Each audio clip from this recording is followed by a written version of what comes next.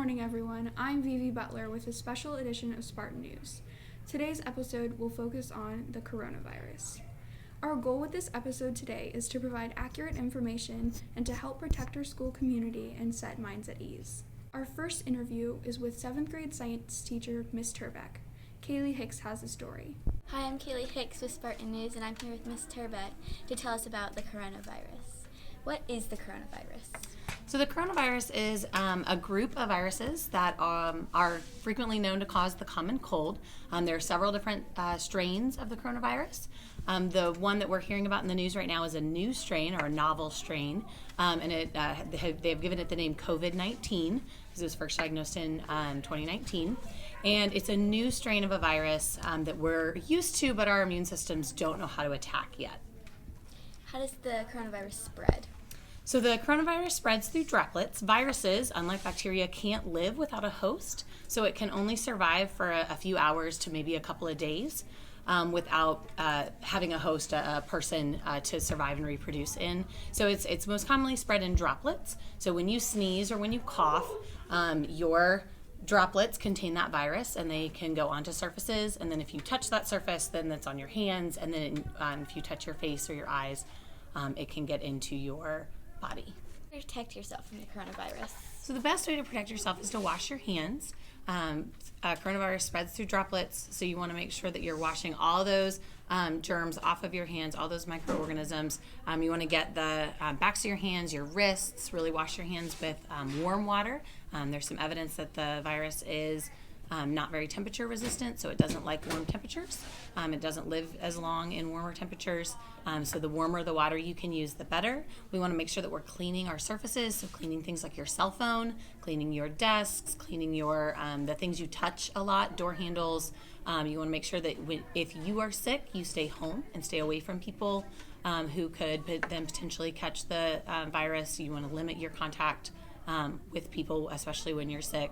So that means if you're too sick to come to school, you're too sick to go to the mall, you're too sick to go to the stores, you're too sick to go to restaurants, you really need to stay home to protect other people from spreading the virus. Thank you, Ms. Turbeck. I'm Kaylee Hicks with Spartan News. Next, we have school counselor Mr. Lynch here to talk about the anxiety surrounding the possibility of getting ill.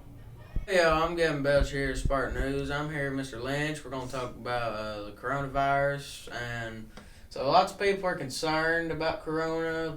So what are some ways to calm yourself for that? I think with the kind of thing that our minds tend to get stuck on, I would recommend just anything that kind of gets you out of your own head. And that, I think, varies from person to person. Some people love to listen to music. Some people love to read or do art or watch sitcoms or reality TV shows, just anything that can get you distracted from the thing that's preoccupying your mind. I would recommend, and that's just kind of a matter of personal preference, what do you like the most? But I also think it's important to just be aware of the way our minds work. The human brain naturally weighs negative things more heavily than it does positive things, which isn't always good. Sometimes it can be a bad thing. So just being aware of the fact that our brains have a tendency to latch on to scary things and not let them go. Just being aware of that fact and trying to, account for it. We know our brains are going to be really occupied by scary information. Knowing that fact, we just have to work harder to give it something else that it can focus on too. Okay, and a lot of people, I'd say about 99.99% of the school uses social media, so I feel like I'm the only one who doesn't, but that's a good who doesn't, or how can social media help or hurt this? I can imagine social media helping the situation, but I don't know if I have ever seen that, and I don't think I would bet on it. I think social media tends to make problems worse. Again, we have the natural tendency to focus on negative things. And social media is a very sensationalist environment where big negatives and big positives tend to be what get advanced on social media. So in this case, I really think social media realistically probably only makes things worse, because what are people going to talk about? The things that scare them. You see all your friends talking about it, it's more likely to get your brain afraid of it too, even when maybe we don't need to be yet. There are parts of the world that the coronavirus is impacting very heavily, and I think it makes a lot of sense for someone in Italy to be very concerned about it and for their social media to reflect that. But here in Kentucky, I think we have 8 confirmed cases so far.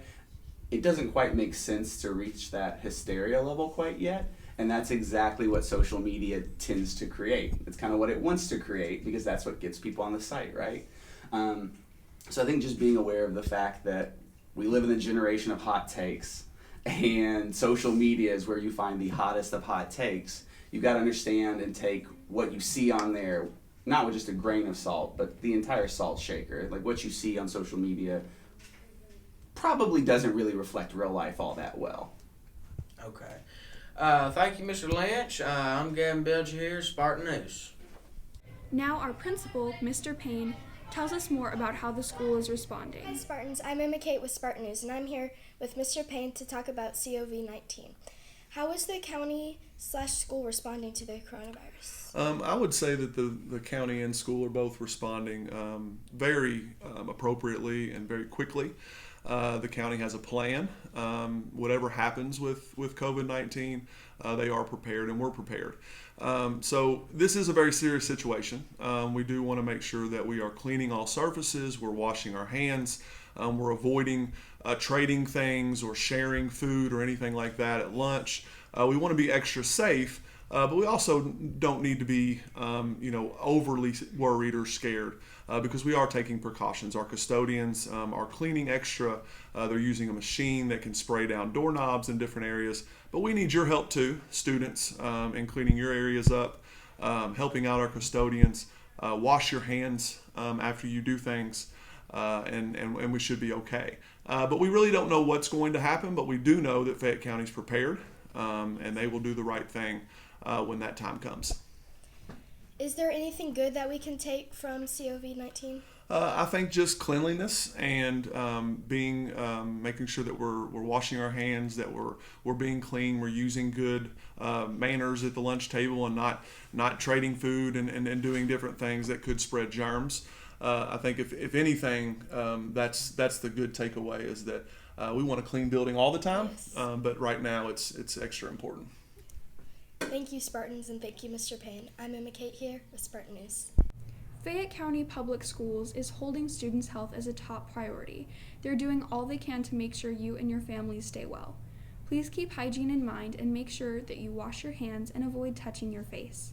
If you do feel unwell, make sure to stay at home. The community will continue working hard and taking measures to stay healthy and to remain calmly alert. I'm Vivi Butler. Thank you for joining us for Spartan News.